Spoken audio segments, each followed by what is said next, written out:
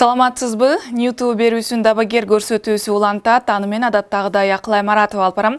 Бүгүнкү эфирде биз аял менен эркектин мамилесиндеги көйгөйлөр же үй бүлөлүк психология туурасында кеп кылабыз. Ал үчүн куттуу студиябызга белгилүү невролог, психотерапевт Бекбоев Темирбек Бекбоевич агайыбызды чакырганбыз. Саламатсызбы? Саламатсызбы.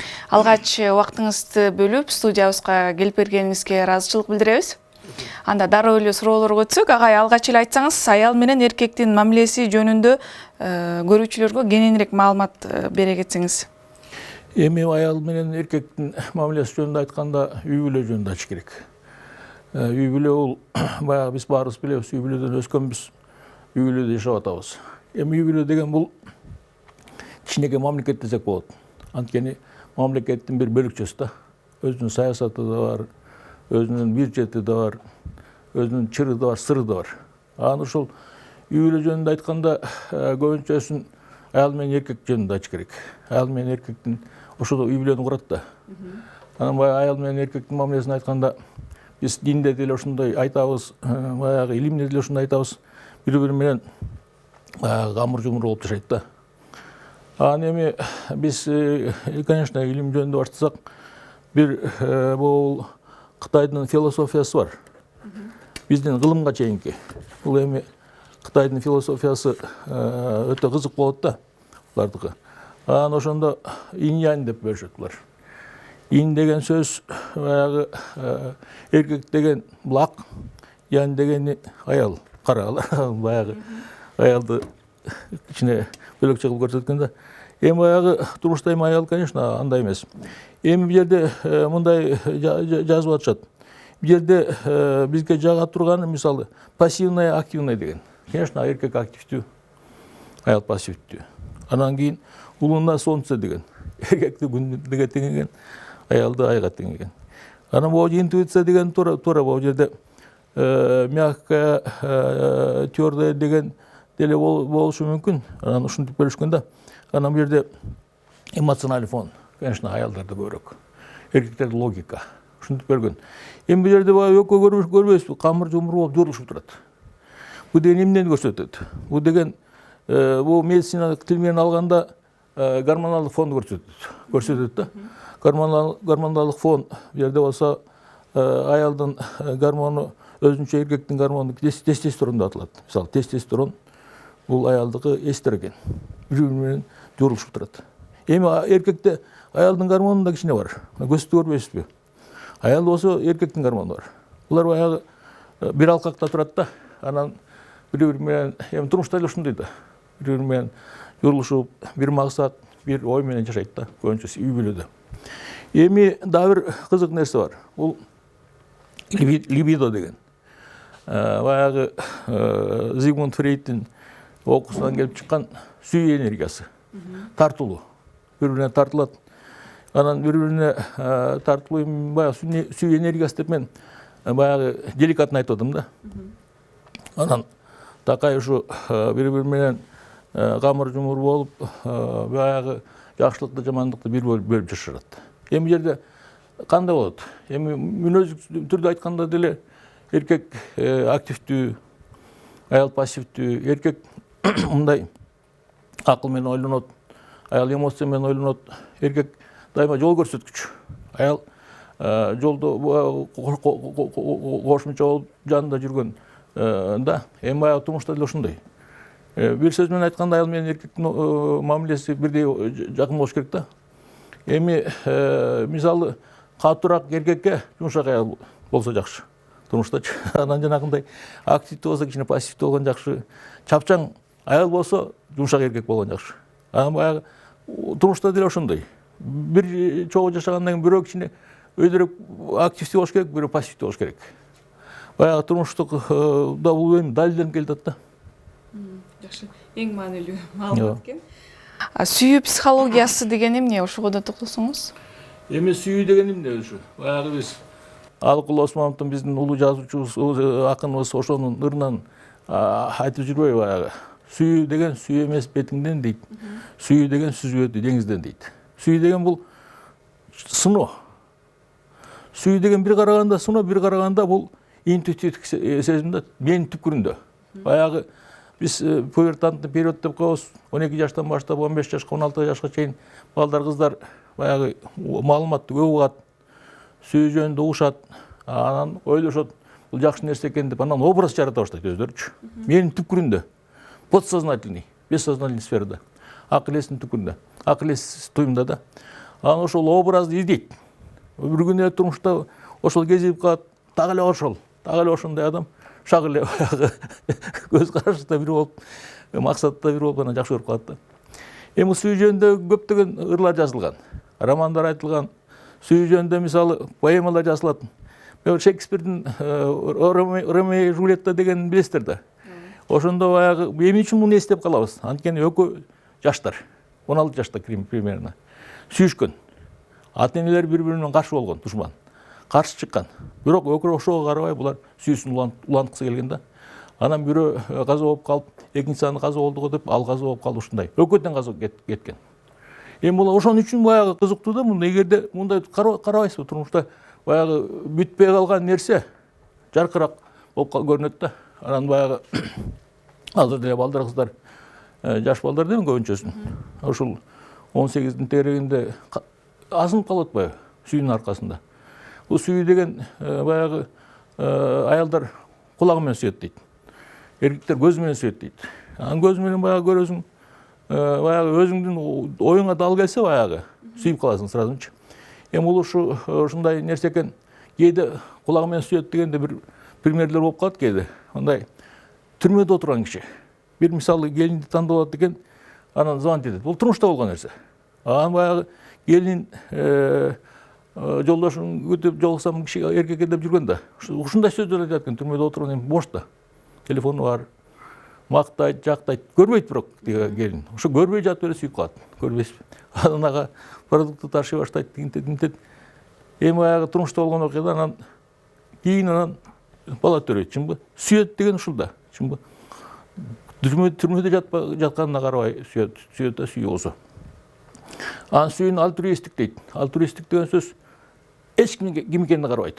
Ал жаманбы, жакшыбы, ал жөнүндө жакшы дей берет.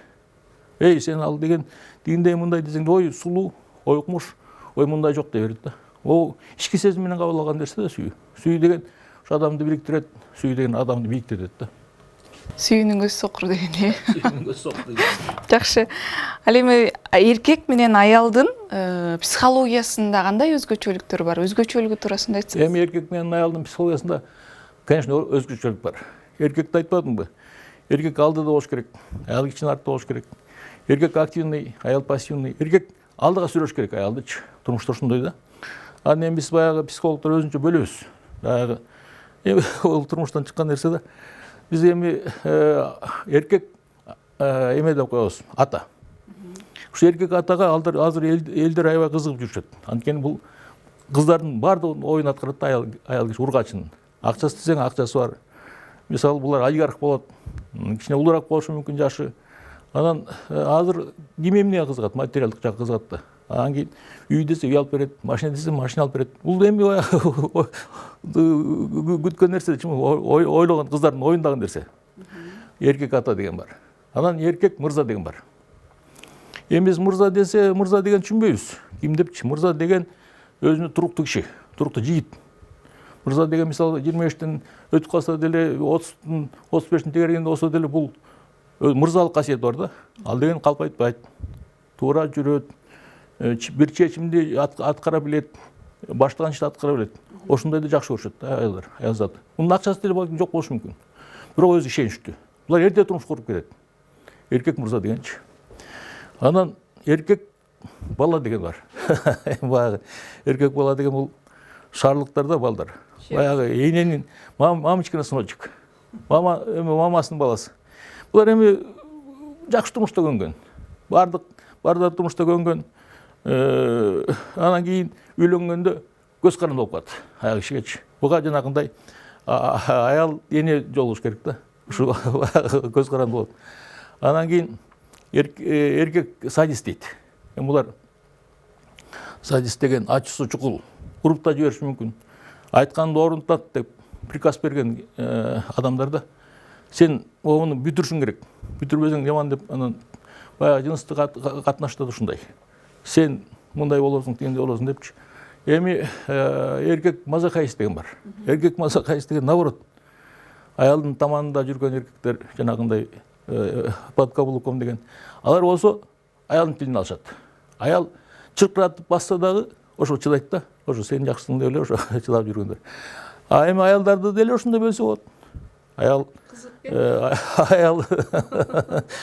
мисалы апа жанагындай эркектер керек. Аял тиги кыз. Эми ал жанагындай аял кызы. Аял мындай айым. Аял айым деген айымдарды кээде биз билбейбиз айым деген ким. А бул салаваттуу. Бул мындайча айтканда титул айым дегенчи. Биз бул 10 класс бүткөн кыздар деле көрөм телевизордон. Айым дей беришет бири-биринчи. Айым дегенге жетиш керек. Ал деген мындайча айтканда урмат сыйга ээ болгон киши айым дегенчи. Ошол мисалы бизнесмен аялдар колунда бар. Анан жанакыдай эле дагы бөлөбүз жанагынтыкчы. Жанагындай садист деп, аял садист, аял мазохист деп. Ошондой эле. Садист болсо жанагындай кыз сайкал. Кыз сайкал. Балбан кыз. Күйөөсүн жана айт дегенде тиги күйөөсү тура калыш керек, чесип берип. Бийик эме, күчтүү. Күч жагынан дагы. Бардык жагынан күчтүү да. А тиги мазохист деген болсо жоош. Өлжүрөк жанакыдай. Бергел десе чукка барган. Аларга жанагындай эркек садист керек да. Ал сабаса деле унчукпайт. Барын тилин алып жүрө берет. Эми мындай турмушта деле ошондой характер болот. Мындай бири-бирине жагыш керек да. Бири-бирине мисалы характер боюнча деле мындай күчтүгө жумшак болгон жакшы. Жанагыдай ажанга спокойный болгон жакшы. Жанагындай тил алчакка бир сөз билген жакшы дегендей да, бири-бирине бар келиш керек да. Ошондо жакшы болот.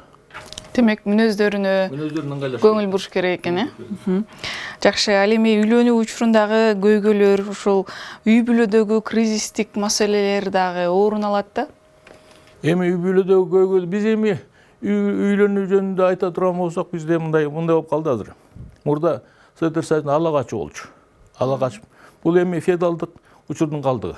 Бул эми ала качуу деген эми ала качуунун жакшы жактары бар, начар жактары бар. Эми үчүн ала качуу дегенде жакшы жактар.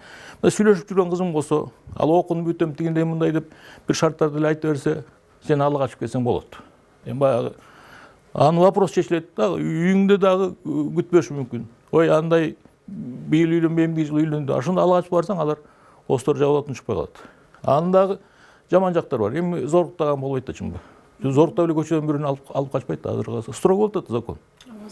Андан кийинкисин болсо баягында сөйкө салуу. Бул эми жакшы нерсе экен. Мунда жакшы жактары бар, жаман жактары бар. Сөйкө салганда мисалы кыз жигит сүйлөшүп жүрүш керек экен. Сөз суланып кетсе, бири-биринин характерин билип калат. Бири-бирине жакпай калышы мүмкүн. Анан жанагындай ата эне дагы бири-бирин жактырбай калышы мүмкүн. Тигиндей экен, бул мындай экен, көпкө чейин созулуп кетсе.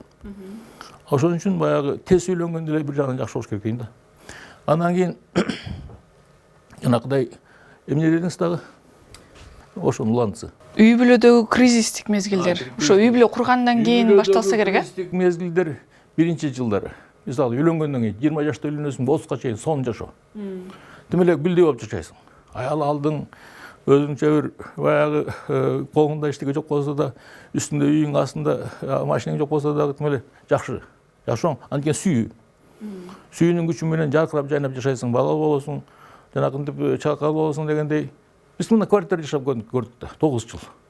Бишкекте, анан окууну бүтүп. Ошондой мезгилде эчтеке билинбейт. Сонун эле жашайсың. Анан бирок баягы анча-мынча чырчып кетиши мүмкүн башында. Эмне үчүн? Эки адам, эки бөлөк характер, эки жерде жашаган, эки семья, бөлөк семьяда жашаган. Биринчи лидерликти алам деп талашат. Лидер ким болот? Мен болом, сен болосуң деп ошондон чыр чыгат да, анан баягы өктөмө болсо ошону лидерликти алат. Эле анан да эркеги жанакындай болсо буларны да берип коет. Эми турмушта ошондой. Анан кийин дагы 30-тан 45-ке чейин. Бу да жакшы мезгил. Бу дагы жанакыдай бизче айтканда эл менен катышасың, турмушту көрөсүң, авторитеттүү болосуң, үйлүү болосуң, жайлуу болосуң, дос күтөсүң, жоро күтөсүң дегендей, бул эми жакшы жашоо. А дагы барып жүрөсүң. Ал эми 45-тен 60-ка чейин кичине эки жакты байкай баштайсың, окуй деп. Ошондо деле мына эркектерге эмне керек? Эркектерге көбүнчөсүн өзүнүн жеке турмушу, өзүнүн жүргөн турганы жакшы шайыр болуш керек да. Ошон үчүн баягы эркекти Кудай урарда 50 жашта жанагындай жаш болот дегендей, 50 жашта жаш болуш мүмкүн. Өлө кыздарды карап, ага көз салып, ошондой да болуп кетет. Эми андан себебинен чыгып чыгат да чынбы. Андан кийин каргандыктын белгиси билинет. Үйдөн балдар кетип баштайт, өзүнчө жашай баштайт. Кичине карылык баягы баш болуп калат да. Анан 60 жаштан 80-ге чейин, 70-ке чейин уже бири-бирин карап калышат. Же характер жакпай калат. Мисалы 60 жашка жакындаганда деле аялыңды сынай баштайсың. Бунун баягыдай эмес депчи. Буга кейпи келет дегеш бир баягыдай эмес. Өзгөрүп кетти, баягы аял жок. А жактан бирөө күлүп турса сонунда чынбы. Жактан каш кагып турса, анан ошондой болуп калышы мүмкүн. А бирок 60 жаш 70-ке жакындаганда кичине ойлонуп каласың. Бул үй турмушу главный экен депчи. А бирок ошондо деле эркектериң кичине эки жакты карап калат. Зерендочу. Колунан келсе, колунан келбесе, мүмкүнчүлүк жок болсо, конечно, андай. Анан эми баягы бул турмушуң өзү ушундай болот экен да. Жаз адамдын жаз күнү болот экен, үйлөнүн. Бул жаркыраган жаштык кез. Анан жай болот экен, жай калып кумуш болуп турган жанакы эл менен катышып. Анан күз болот экен, жанагындай. Эми кардымга деген, анан кыш болот. Конечно, карган мезгил. Бири-бирине оору дегенден коркот. Бири-бирин аяп калат. Бири-бири менен ошондо эки жакты болуп калат да, бирөө укмуштай жакшы болуп жашап кетишет, а бирөө болсо мындай көп критика кылып, сен тинтип атасың деп баягы ошентип калышат. Кризистик көйгөй көбүнчө жаңы үй бүлө курганда башталса керек, э? Жаңы үй бүлө курганда бул эми ушундай кризистик мезгил деп атайын, могу жерде бир жазуулар бар. Кризистик мезгил дегенчи. Эми жаңы үй бүлө курганда, конечно, бул жаңы үй бүлөдө могу жерде атайын жазып алдым мына. Кризис семьи дейт. Первый год супружеской жизни. Адаптация новым условиям, притирки характеров. Айтпадыңбы? Бул бири-бири менен сен кандайсың, мен мындаймын депчи. Анан 3-4 года супружество дейт. Снижение сексуального влечения. Бул эми деле мындай болбойт. Бул исчезновение романтик отношений болот. А баягы аял жок, баягы кыз жок, бала төрөйт, тинтет кыйналат деген. Анан 17-25-те жана айттым. Балдар кетет, жаңгыз калуудан коркот, бири-бири менен жашоодо тажашат, тажоо пайда болот. Ушундай да кризис. Демек ошонун баарын алдын алыш керек экен, э? Ал эми ушул үй бүлөлүк керек да ошонун баарын. Жакшы. Ал эми үй бүлөлүк конфликттеги абалдан кантип чечсе болот? Анын жол жобосу кандай болот? Эми үй бүлөлүк конфликттеги абал деген бул биз психологдор, психотерапевттер айтабыз. Бизге мындай ушундай ситуация менен келет да. Биз мындай үй бүлөгө тийишпейбиз. Деликатно айтыш керек да. Жанакындай психолог, онлайн психолог жана психолог, педагог дегендер көп сүйлөшөт. Алардын убактысы көп. 1 саат, 2 саат сүйлөшөт. А биз могу лечебный жагын карайбыз дагы, айтабыз, сен 3 жолуң бар чечкенге бул маселени депчи. Биринчи жолу жанакыдай Кудайга шүгүр деги маселени түз эле чечсең болот. Мисалы, измена болсо өзүң чечесиң. Анан сен бирдеме деп совет бербейсиң, чынбы? А жанакыдай күтүп туруп, биз эми семьяны сакташыбыз керек. Бардыгыбыз эле. Семьяны сакташыбыз керек. Семья үй бүлөнү сактоо. Анткени алар балдардын келечеги да. Ошон үчүн айтабыз, сабырдын түбү сары алтын. Күт. Бөөң деле оңолот. Каяка барасың, барып карегел бер. Андай мындай деп айтасың да, чынбы? А бирок турмушта көп эле кыйынчылыктар болуп кетиши мүмкүн. Эми бул кандай? Бул эркек мисалы. Бул аялын жанакыдай кичине үйгө келсе кандай? Аялы калат кийип алган, баягы чач жок, баягы каш жок, кирпик жок. тапма кирпик. Баягыдай эмес. Тетиги окатында тың кыла албайт. Керек болса карасаң эми критически карасаң ошондой көрүнөт да, чынбы? Идишинде жакшы жуя албайт. Баягы аял жок. Ажылдап турат анан. Ойлойсуң, ойлойт да, на кокуй. Мындай эле ого эткенде анан тияка барсаң окумуш да. Ал болсо окумуш карап эле сүйкүмдүү болуп көрүнүп, духиден жакшы духиден куюнуп алып, сөзүн угат. Ошо эркектин сүйгөнүн сөзүн угат, аябай угуп, билмейтиндей жооп берип, тим эле жай калган келин. Ой кокуй, тиги жакшы турбайбы деп, анан ошондон анан чыр башталат да. Чырдын башы ошондон. Жакшы, урматтуу көрүүчү, сиз Дабагер берүүсүн көрүп жатасыз. Бүгүн биз аял менен эркектин мамилесиндеги көйгөйлөр, үй бүлөлүк психология туурасында кеп кылып жатабыз. Биздин суроолорубузга белгилүү невролог, психотерапевт Бекбоев, Темирбек Бекбоевич агайыбыз жооп берип жаткан кези. Агай, айтсаңыз, ушул келин менен кайнененин мамилесиндеги өзгөчөлүктөр кандай болот? Эми ошону айтаардан мурунда бир вопрос бар экен, бул көз ачык деген. Көз ачык деген. Бул жанакы бири-бири менен ажырашып аткан адамдарга бири-бири менен мамилеси келишпегендер, булар от чачат да, көз ачык дегендерчи. Булар кадимкидей айтат. Булардын бир эле диагнозу бар. Жоңунду ууп коюптур депчи. Ар түрлүү вариант айта берет. Жана бизде Костоправ деген бар. Алардын бир эле диагнозу бар. Омурткаң жылышып кетиптир деген. Бир эле диагноз айтат. Кол жоңунду ууп салыптыр. Тиги карасаң, ал сүйгөнү сени башыңды эметип атыптыр, жанагынды жаман кылаптыр, жоңунду бууптур. Үйүңдүн ичине мындай эме жумушуңа мисалы чачын оруп кырылып кетиптир. Тиги келин машинеңдин бир жагын тетинтип чийип кетти деп эле ушинтип айта берет. Аял эмоциялык да. Ал ишенет көз ачыкчы. Көз ачык деген укмуш. Психолог. Ал сразу билет, ким келди, канча жашта, сразу эчтене билет. Баягы келип аткан экен депчи. Сразу айтат. Күйөөң момундай болуптур, тигиндей болуптур. Тиги оозу ачылып жатып калат. Ой, укмуш билет экен депчи. Ошолордон ойлош керек. Жана Казакстанда окуяда деле көрүп өтүппү. Көз ачык боюнчачы. Жана соттолгон балачы. Аялын өлтүргөн. Көз ачык деген опасный. Ушундай эметиш керек да, ойлош керек. Анан жанагындай кайнене менен келиндин мамилеси. Эми кайнененин камырынан дейт, камырынан. Кайнене акылдуу болуш керек. Келин келди, бөлөгүгө келди. Кайнене баарын үйрөтүш керек. Бизде мындай тартип, тигиндей, мындай идишти мындай жууйт, конок келсе мындай тосот, момунтип мамиле кылат деп. Кайнене деген келинден опытный да. Турмушта үйрөтүш керек. Анан бара-бара сынак башталат да. Анан баягы бизде ушундай келин мисалы 3 балалуу, 5 балалуу болгондон кийин кайненеге боюн сунбай калат, карап. Сен деле мен деле сендей адаммын депчи. Анан экөөнү тартышып алат, башталат. Эң тартышы баягы баласы, кичи баласы.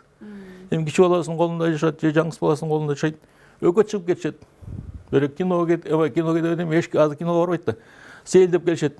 Же бир жака кетип калат балдарын алып. Күпүңдөп тияга үйүнүн комнатасына келип сүйлөшөт, күлүшөт. Тиги энеге ошо ага күлүп аткандай болот да, чынбы? Анан жини келет, анан уруш чыгарат. Андай да бар. Эми кайнене менен келиндин отношениясын айтканда, негизи кайнене да акылдуу болгон жакшы. Эми баягы ал келинди урматтаган жакшы. Келин кайненесин сыйласын, чынбы? Үйдө мисалы мен да балдар менен жашайм да. Келиндин эле көзүн карап турасың. Эмне болуп кетет, бүгүн кандай болду экен, бүгүн кабагы бүркөбү. Анан эми көрүнүп калгандан кийин, конечно, айтасың да. Анан акылды, деликатно айтыш керек. Эч убакта коркутпай, үркүтпөй. Бизге ыйлап келет.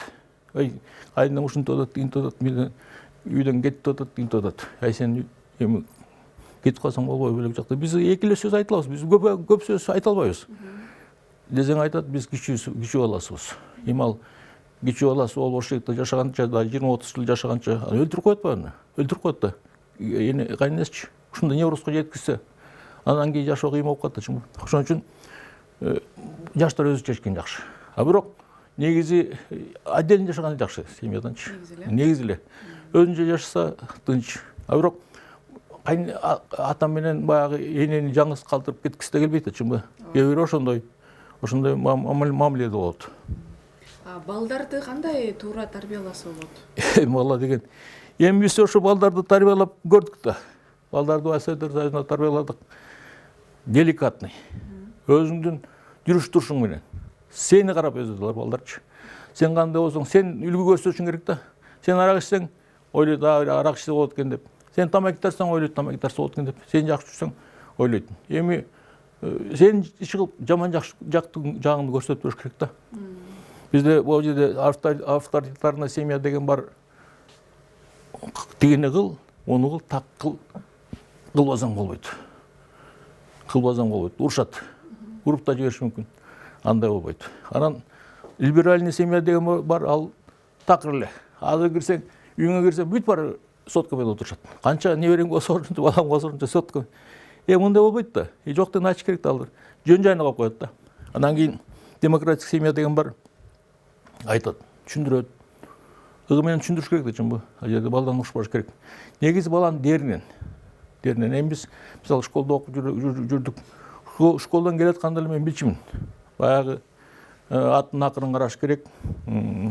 Атка чөп салыш керек. Уйдун алдын тазалаш керек. Койго жем бериш керек, суу бериш керек. Уже саат менен. Уже андан кийин саат эч ким тийишпейт. Көп окуп отуруп калчумун. Андан кийин эмне кылат?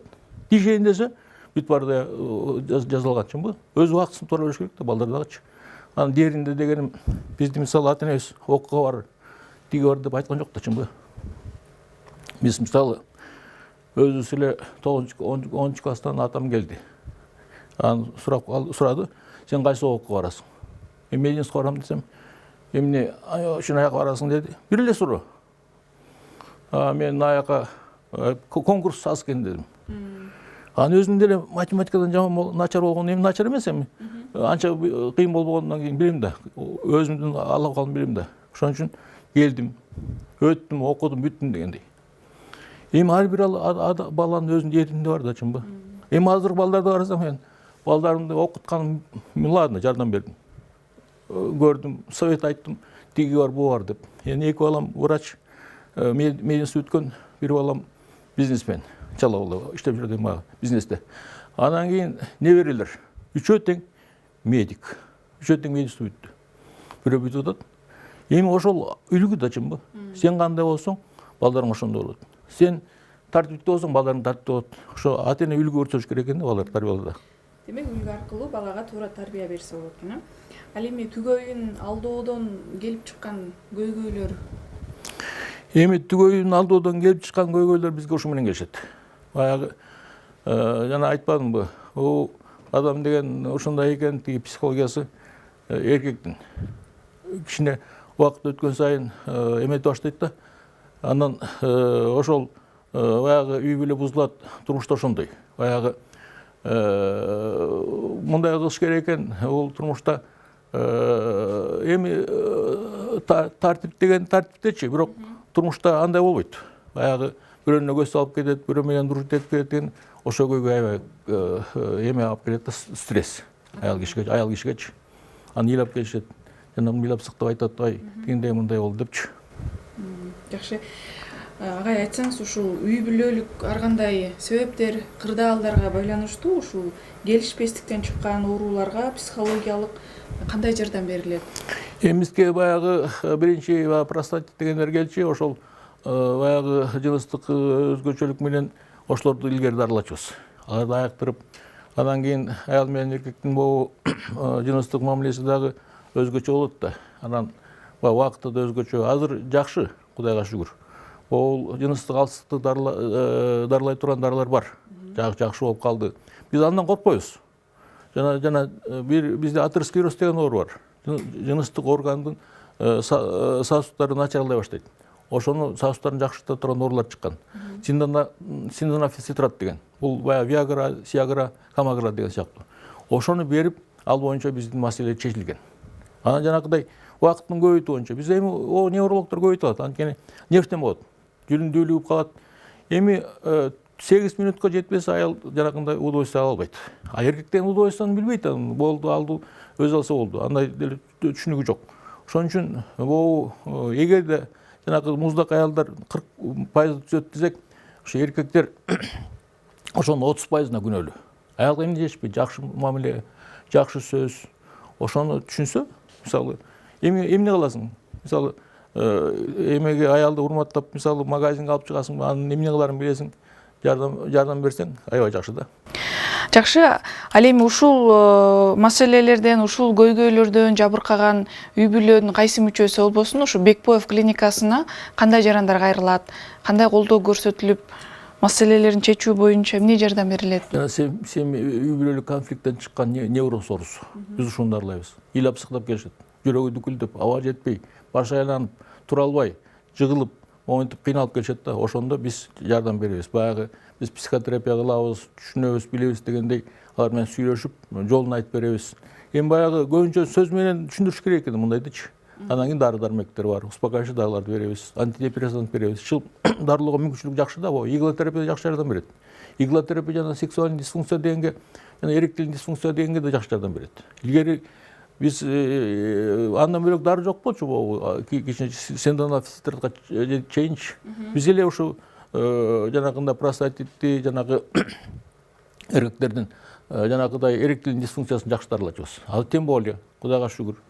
Дарылайбыз. Урматтуу көрүүчү, биз аял менен эркектин мамилесиндеги көйгөйлөр же үй бүлөлүк психология туурасында кеп кылдык. Эгерде агайдан кененирээк маалымат алып, жардам алам десеңиздер, анда экранда жазылып турган номерлерге кайрылсаңыздар болот. Себеби бизге бөлүнгөн убакыт жыйынтыкталып бараптыр. Эфирди жыйынтыктайлы. Агай, атайын убактыңызды бөлүп келип бергениңизге ыраазычылык билдиребиз. Силерге да рахмат. Ньюту телеканалы өз берүүсүн улантат. Аны бүгүн мен Акылай Маратова алып бардым. Кийинки эфирден көрүшкөнчө саламатта калыңыздар.